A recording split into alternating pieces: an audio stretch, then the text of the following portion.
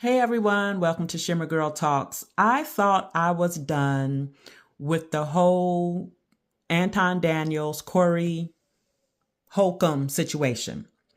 And I was on Facebook right after it happened, reading people's comments, and it's pretty much split down the middle on whose side people are on, Anton Daniels or Corey Holcomb.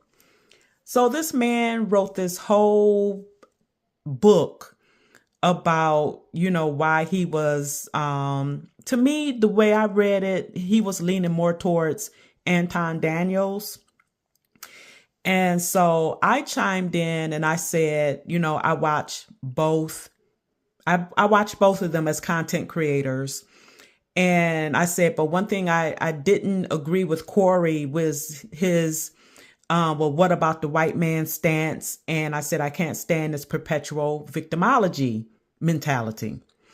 Well, wouldn't you know it, I had a man just call me the B word. It's funny how Facebook will flag your comment. If you call somebody an idiot or say something that's idiotic, they'll flag it, but they allowed this person to call me a whole bitch.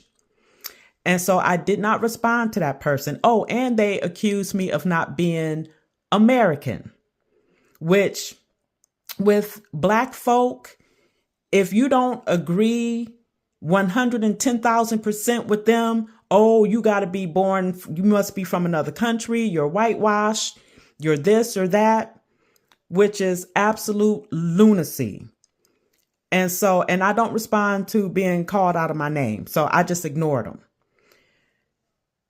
There were quite a few people, that agreed with my take.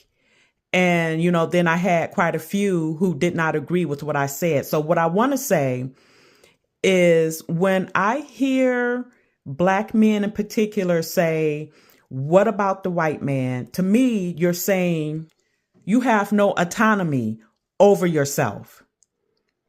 And because you're putting, your limitations on, either what the white man thinks or hopefully you guys know what I'm talking about. To me, it's a cop out to always blame the white man for shortcomings in your life. Not saying that racism doesn't exist, because it does.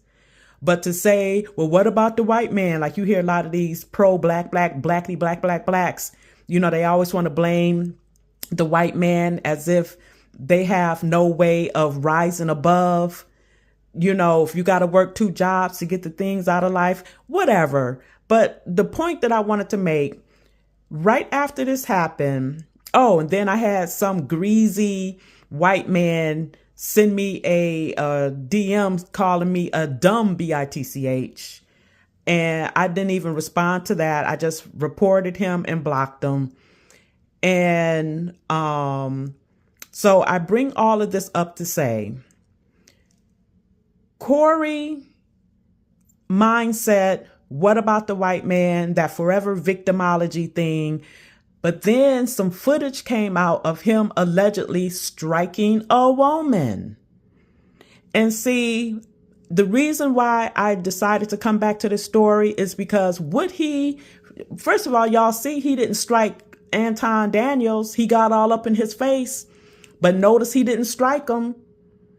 Would he have struck a white man? What about the white man? You're going to put some hands on a white man? See, I can't stand a coward. Those people, those Black men in the comment section that was going in on me, calling me out of my name and stuff.